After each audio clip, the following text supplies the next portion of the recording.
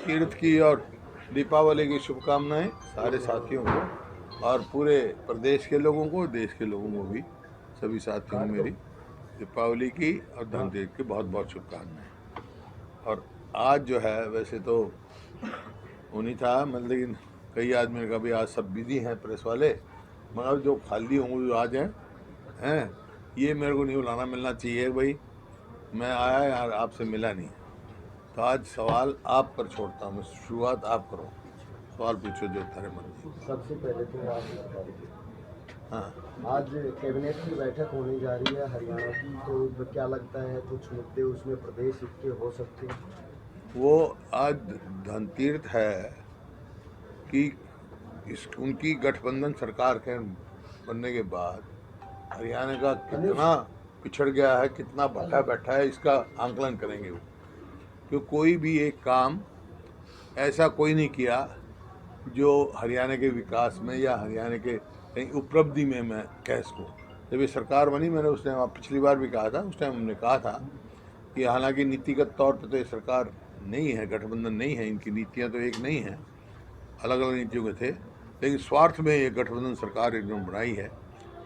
और हमने कहा था 2 साल तक हम नहीं बोलेंगे, इनका देखेंगे भाई काम ठीक करें तो हम कहेंगे ठीक करें, और नहीं काम करे तो नहीं करें। 2 साल के बाद इस निष्कर्ष पर पहुँचे हम कि कांग्रेस हरियाणा को आगे बढ़ाने के सिवाय और प्रगति पे ले जाने के लिए पिछड़े हैं, और उसका नतीजा आपके सामने देख रहे हैं। बेरोजगारी में हरियाणा में नंबर 1 पूरे देश में हरियाणा पहुंच गया है, और कानून व्यवस्था चौपट हो गई है, और जो युवकों का भविष्य जो है वो अंधकार में पड़ गया।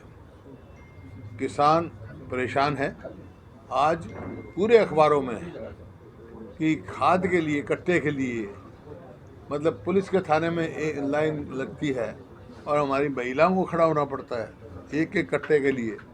ये परिस्थिति में ले आए, और पेपर की आपके सामने है ही, पेपर लीक करना तो इनका काम बन गया, वो तो एक धंधे में शामिल हो गया, लक्की और करोड़ी बनाना। इन्हें जो पेपर पत्र देखो, घोषणा पत्र में ये है, जो गठबंधन करे बैठी है ना पार्टी, उसमें ये है हर जिले में हम टेस्ट कराएंगे, जिले हेडक्वार्टर से बाहर नहीं जाना पड़ेगा, या 25 किलोमीटर या 20 किलोमीटर से बाहर एग्जाम नहीं होगा।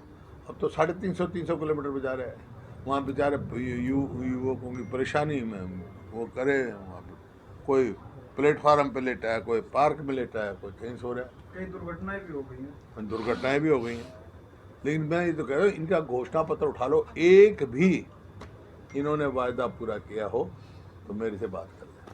सर, एक बुढ़ापा पेंशन आपके समय में चली, आपको ज़्यादा जानकारी होगी। बहुत से लोगों को ये नोटिस दिए जा रहे हैं कि आपके पति की इतनी पेंशन है, आप पेंशन नहीं ले सकते, पुरानी पेंशन रिकवरी के साथ जमा करें। इस तरह के नोटिस बुढ़ापा पेंशन को लेकर ये सरकार जो है ना, जनहित की नहीं है। किस तरह जनता को तंग किया जा सकता है, ऐसे वो तो कानून बनाती है, ऐसे वो करती है, आदेश करती है कि जनता को परेशान कैसे किया जा सके। अभय सिंह चौटाला को बधाई दोगे? दूंगा, प्रजातंत्र है। सर, अभय सिंह चौटाला को बधाई देने के साथ साथ जो बधाई भी दूंगा, और ये भी पूछूंगा भाई पहले छोटा क्यों था और अब लड़ क्यों रहा था। दोनों बात और आगे के लिए मैं कहूँगा भाई अब नो कॉन्फिडेंस लाऊंगा जब तो नहीं छोड़ेगा।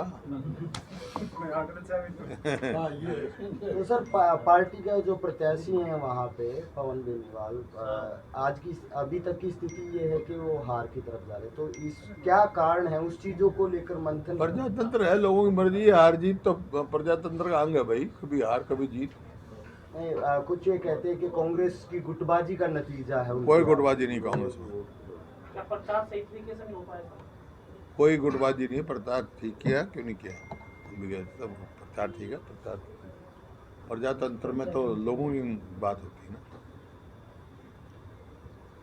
ठीक है सर, थैंक यू। वो लकी बन गया, और पूरे प्रदेश को 2.5 लाख करोड़ जो है के करीब कर्जे में दबा दिया। तो सर, अभी हरियाणा डे पे कुछ घोषणाएं भी की, एक तो रजिस्ट्रियों की पावर एसडीएम और सीटीएम को भी दे दी है इन लोगों ने। इससे साफ ये होता है कि भ्रष्टाचार चरम सीमा पर है और इनके काबू से बाहर है। ये तो कोई एसडीएम को दे दी या उसको दे दी, तो सरकार का काम है, तहसीलदार का काम है। तहसीलों में भ्रष्टाचार क्यों नहीं रोकते ये? और बना दिए 2-3 भ्रष्टाचार के और केंद्र बना दिए रेवेन्यू मिनिस्टर पे विश्वास नहीं है। हैं?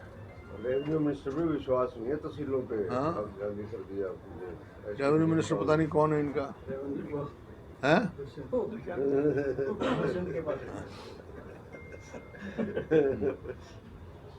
अच्छा, जो जिस तरह परिणाम आ रहे हैं इलाहाबाद के, उसका क्या लगता है? तो लोगों की इच्छा है, प्रजातंत्र है। इसको अब मैंने पता नहीं, फर्स्ट राउंड का ही पता था, क्लोज था उनमें 4 राउंड के बाद अभय सिंह हैं? 4 राउंड से 6,000 और तो दिख रहा है कि अभय सिंह आगे बढ़ रहे हैं। पहले भी एमएलए थे वो, लेकिन अब उनने जो अपना इस्तीफा दिया था इस बात पर दिया था कि भाई 3 जो ये कानून आए हैं, कृषि कानून, उनके विरोध में। तो सिर्फ ये पूछना चाहता हूँ मैं, अब वो कृषि कानून क्या वापस हो गए हैं क्या, जो चुनाव लड़े हैं? और उन्होंने कहा था भाई हम विधानसभा में कोई सदस्य नहीं रहेगा जब तक कृषि कानून रहेंगे। तो क्योंकि और मेरे पे ये कहा उन्होंने कि 6 जो नो कॉन्फिडेंस लेके आया था, हम लेके आए थे कांग्रेस पार्टी, उससे सरकार को 6 महीने का वो मिल गया कि 6 महीने से पहले ला सकते। इस वास्ते वो वोट ना देनी पड़े, नो कॉन्फिडेंस देने से विपक्ष में थे, वोट देना नहीं चाहते थे सरकार के खिलाफ, इस्तीफा दे गए। कहा था 3 कानून। मैं अब उनसे कह रहा हूँ भाई 6 महीने तो इनको मिल गई, 6 महीने के बाद फिर मैं अविश्वास प्रस्ताव लेके आऊँगा, वो फिर इस्तीफा देंगे क्या? ये सवाल है। बाकी जिसके कई चुनाव प्रचार में कमी रही हो। 2019 में भी यही नतीजा, जी 2019 में भी यही नतीजा था जो इन्होंने सीट इस्तीफा दी।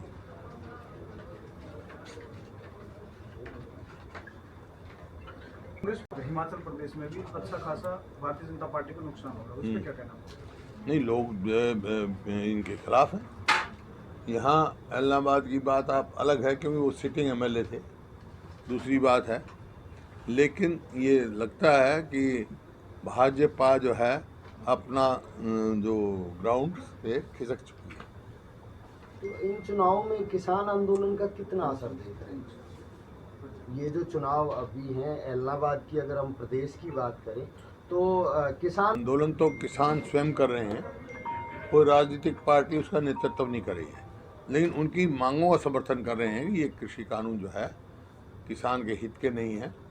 और इसी वास्ते हमने बार बार कहा भाई अब समय आ गया है, बहुत लंबा इनको हुआ है, इनसे बातचीत वार्तालाप शुरू करके और इसका सम्मानपूर्वक समाधान निकालना चाहिए सरकार को। सर, पेट्रोल डीजल के दाम लगातार बढ़ रहे हैं, विपक्ष भी नहीं बोल रहा है। ऐसा है, विपक्ष बोलने लग रहा है और क्या रोज बोल रहे हैं? तन्ना ना सुनता हो तो मैं क्या करूं भाई? राष्ट्रपति को ज्ञापन हैं? रोज ज्ञापन दिया है। कोरोना काल में कोई हजारों के तो हो नहीं सकता, अब वो कम कर ही उनको मानना पड़ता प्रोटोकॉल को। और हैं? यहाँ के एमएलए ने धरना दिया है। हाँ, एमएलए धरना दिया, हर जगह दिया है, पूरे देश में दिया है ये, पूरे विपक्ष ने जहाँ पे भी है, जो भी विपक्ष में पार्टियां हैं, चाहे बंगाल में है, जो सब इस बात को उठा रहे हैं। लेकिन ये गूंगी और बहरी सरकार ना सुनती है ना बोलती है।